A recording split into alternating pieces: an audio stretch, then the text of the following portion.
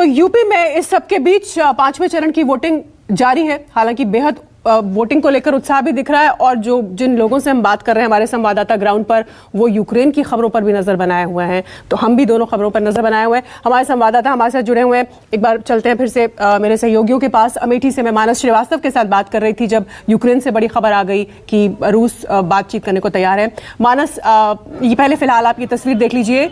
ये 11 तस्वीर आपके टीवी स्क्रीन पर, जहां पर लोग वोट डालने पहुंचे। अमेठी, प्रतापगढ़, कौशाम्बी, प्रयागराज, बाराबंकी, अयोध्या, गोंडा, श्रावस्ती, रायबरेली, सुल्तानपुर, चित्रकूट, अवध और उसके आसपास का इलाका जहां वोटिंग चल रही है। 12 जिले, 61 सीट और चप्पे चप्पे पर फैले न्यूज़ 24 के संवाददाता ग्राउंड जीरो से नॉनस्टॉप निष्पक्ष कवरेज सुबह से कर रहे हैं। अमेठी से मानस श्रीवास्तव हमारे संवाददाता जुड़े हुए हैं। और मानस, यूक्रेन की खबर आ गई थी उस बीच, तो हमें लौटना पड़ा। आप अमेठी का सूरत हाल दिखा रहे थे और बूथ पर लोगों से बात कर रहे थे, तो आप जारी रखिए। जी शीतल, मैं अमेठी से सुल्तानपुर आ गया था और अमेठी में दिखाया कि किस तरह से वहाँ वोटिंग हो रही। लेकिन एक जो बड़ी प्रैक्टिकल प्रॉब्लम जिसका मैं जिक्र कर रहा था, जिसको लेकर के भारतीय जनता पार्टी ने चुनाव आयोग को खत भी लिखा कि बूथ जहां पोलिंग स्टेशन है वहां पर तो मोबाइल ले जाने की व्यवस्था की जाए, अनुमति दे दी जाए या फिर कोई ऐसी व्यवस्था की जाए ताकि लोगों को प्रॉब्लम ना हो। बहुत सारे वोटर्स मेरे सामने इस वजह से लौट गए क्योंकि उनको वो पोलिंग तक मोबाइल लेकर के आए थे बूथ तक, और उसके बाद उनको भीतर नहीं जाने दिया, कहा कि मोबाइल रख के आइए। तो जिनके पास कार है या स्कूटर है वो अपनी डिक्की में रख सकते हैं या गाड़ी में रख सकते हैं, लेकिन जो पैदल आए हैं, रिक्शे से आए हैं, उनके साथ एक बड़ी समस्या है। एक तरफ चुनाव आयोग ने सेल्फी का पॉइंट बनवा दिया है प्रशासन ने, और दूसरी तरफ लोगों के पास मोबाइल ही नहीं है जिसका जिक्र कर रहे थे, तो कैसे सेल्फी खींचेंगे? मोबाइल नहीं है, मोबाइल नहीं है तो सेल्फी कैसे खींचेंगे? घर पे रख के देखिए, ये एक बहुत यहाँ पर लोगों को उत्साह था कि आएंगे, वोट करेंगे, सेल्फी इस बीच मानस 1 बजे तक 35% मतदान की खबर आ रही है। आपके पास लौटती हूँ, आपके पास लौटती हूँ। ये देखिए, ये परसेंटेज है। बाराबंकी 36%, चित्रकूट 39%, कौशाम्बी में 37%, 1 बजे तक की परसेंटेज आ गई है। रायबरेली में 34%, श्रावस्ती 36% और सुल्तानपुर 35%। मतलब ऑन एन एवरेज 30-35% के आसपास मतदान, 35% के आसपास मतदान यूपी में 1 बजे तक हो गया है। 35% तक मतदान हुआ है अभी तक, मानस। और आप बता रहे हैं कि लोग अब जुट रहे हैं, भीड़ भी आने शुरू हुई है। जी देखिए, भीड़ तो काफ़ी हो गई है इस समय। बने का कुछ दिक्कतें थी व्यवहारिक, लेकिन फिर भी बात करते हैं। देखिए, आप लोग को वोट डाल के क्या नहीं, कोई दिक्कत नहीं थी अंदर। अच्छा, ये बताइए कि वोट जब आपने डाला तो किस मुद्दे पे वोट डाला आपने? क्या मुद्दा था आपकी नज़र में सबसे बड़ा मुद्दा? जो बढ़िया काम करेगा वही को देंगे ना हम लोग वोट। अब देश के लिए जो अच्छा कर रहा है हम लोग वही का मतलब सब सहयोग करेंगे। हाँ, बच्चों को साथ लेके आई आप? तो घर में कोई देखने वाला नहीं तो आप बताइए, क्या सोच के वोट दिया आपने? क्या मुद्दा था जहन में? जी, जो सरकार हमारे लिए, हम लोग सरकार जो देश के लिए हमारे लिए सही काम कर रहे हैं, हम उन्हीं को वोट देंगे ना।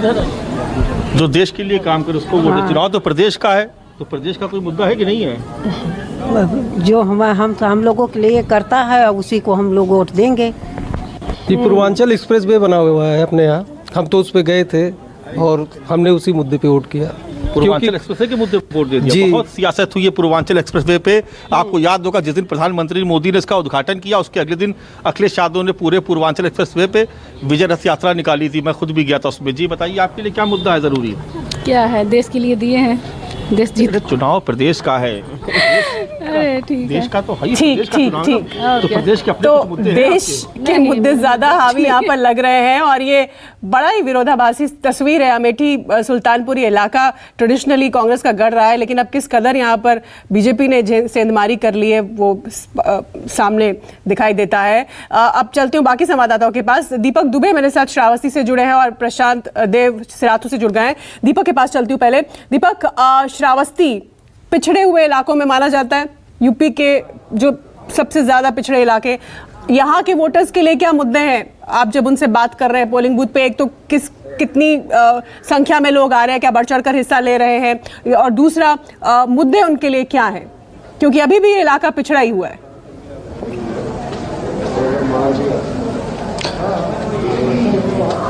जी आपको बता दें कि अब तक 1 बजे तक 31% मतदान हुआ है श्रावस्ती के दोनों विधानसभा क्षेत्रों में। हमारे साथ वोटर हैं, उनसे बात करेंगे। सुबह से ही वोटर जो थे वो आने शुरू हो चुके थे, हम इनसे बात करते हैं। सर, आपसे जानना चाहेंगे कि मुद्दे क्या हैं और किन मुद्दों को ध्यान में रखकर आप लोग यहाँ पर मतदान कर रहे हैं? मुद्दे तो बहुत ज़्यादा हैं, वो हम आपको गिना नहीं सकते हैं, लेकिन कुछ खास मुद्दे जो हैं, खासकर परिवर्तन के, वो अहम चीज है। परिवर्तन होना चाहिए। क्या मुद्दे हैं? कुछ तो होंगी ना, कुछ तो समस्याएं होंगी ना। यहाँ पर समस्याएं क्या है? विकास की समस्या सबसे बड़ी समस्या जो हमारे सड़क पे, श्रावस्ती का आप रिकॉर्ड देख लीजिए, सड़क पे जो दुर्घटनाएं हो रही हैं खास करके गौवंश के वजह से, उसका आज तक किसी ने कोई केयर नहीं किया है।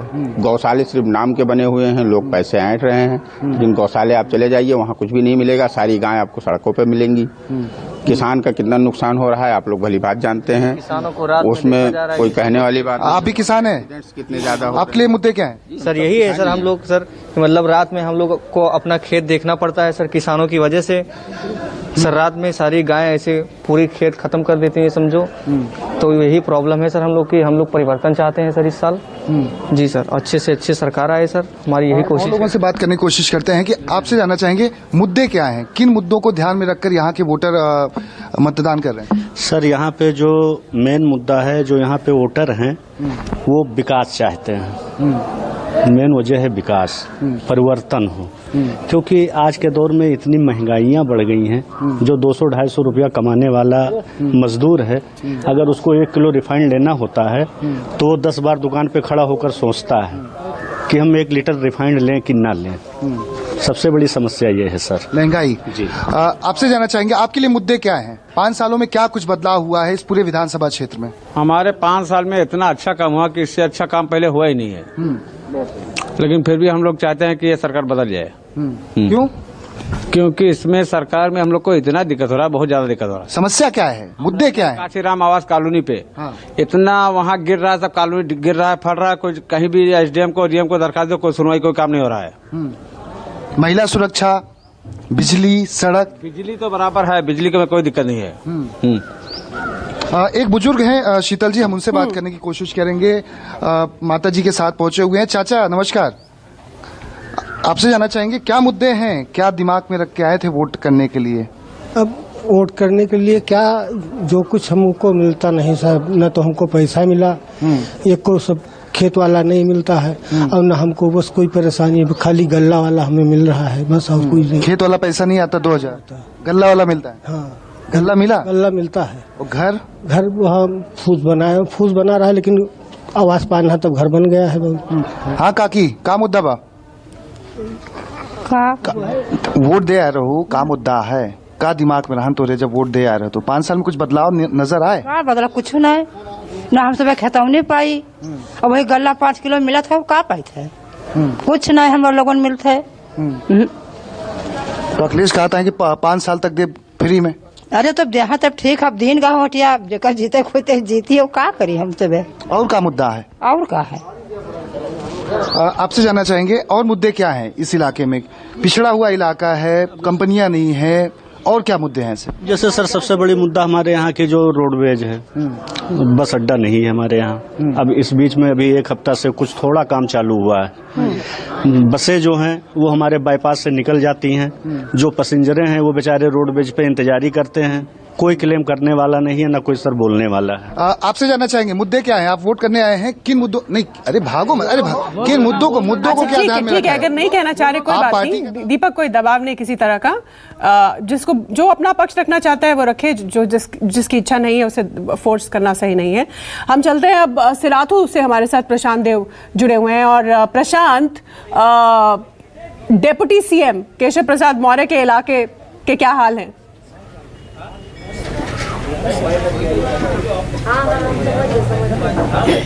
देखिए, डिप्टी सीएम सुबह घूम के गए हैं, पल्लवी पटेल लगातार यहाँ घूम रही हैं, जाति समीकरण में पेच फंसा हुआ है जबरदस्त तरीके से। लेकिन सिराथू में महिलाओं की संख्या बहुत ज़्यादा सुबह समय दिखाई दे रही है मतदान की। कुछ महिलाएं यहाँ पे खड़ी हैं, उनसे बात करें। काफ़ी देर से आप लोग खड़ी हैं मैम, खूब देख रहा हूँ सुबह से हर बूथ पे महिला मतदाता की संख्या सबसे ज़्यादा है, ऐसा क्यों? देखिए, इस बार जो वोटिंग हो रही है दोनों सीटों में आप देखे होंगे, चायल हो या सिराथू में, हमारी महिला प्रत्याशी को वोट की, ठीक है। तो महिलाओं में एक उत्साह है कि हमारे बीच की महिला निकल के आ रही है। मतलब आप पल्लवी पटेल की बात कर रहे हैं? जी जी जी जी मैं जिला महासचिव हूँ विभा यादव, समाजवादी पार्टी। फिर तो आप पार्टी की बात होगी, फिर बात हुई। आप लोगों के लिए मुद्दा क्या है सिराथू का? मतलब आपका किचन सही चलता है वो मुद्दा है, नहीं चल पा रही है, महंगाई मुद्दा है, क्या सब कुछ ठीक ठाक तो है? मोदी सब महंगाई बढ़ा रहे हैं, हाँ, तो आम आदमी कैसे गृहस्थी चलाएगा? आपके लिए भी महंगाई क्या मुद्दा है? ठीक प्रसाद, मैं आपके पास लौटूंगी। दिलचस्प बातचीत ये महिला वोटर्स के साथ आपकी चल रही है, मैं लौटूंगी आपके पास।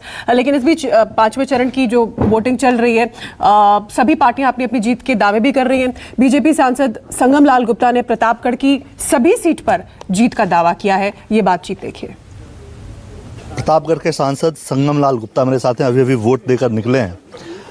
आप तो वोट देकर आ गए, जनता कितना दे रही है आप लोगों को इस बार? जनता जिस तरीके से जनता में जोश है आज मतदान के दिन, पूरे हर बूथों पे और हर सीट हमारे लोकसभा की हम 5 सीट भारतीय जनता पार्टी और अपना दल का गठबंधन जीत रहा है, उसमें कोई कहीं पे डाउट नहीं है।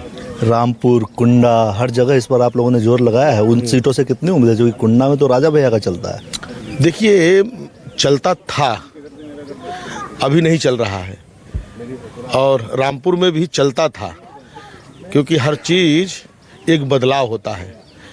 जिस तरीके से पूरे देश से कांग्रेस मुक्त हो चुकी है, इस बार रामपुर खास से भी कांग्रेस मुक्त हो जाएगी और वहाँ की जनता परिवर्तन के मूड में है, और इस बार परिवर्तन हो जाएगा वहाँ पे। जनता के पास भी हम लोग जाते हैं, वहाँ रोजगार का मुद्दा एक बड़ा मुद्दा है कि आप लोग इसमें, योगी सरकार फेल रही है, मोदी जी भी फेल रहे हैं, जनता ये कहती है। तो फिर जब जनता के पास मुद्दे हैं, फिर आप कैसे दावा कर सकते हैं? देखिए, मोदी जी और 5 साल हमारी जो सरकार उत्तर प्रदेश में चली है, हमने जीरो टॉलरेंस पे सरकार चलाया है, हमने भ्रष्टाचार मुक्त सरकार चलाया है, हमने 2017 के पहले उत्तर प्रदेश को बीमारू राज कहा जाता था।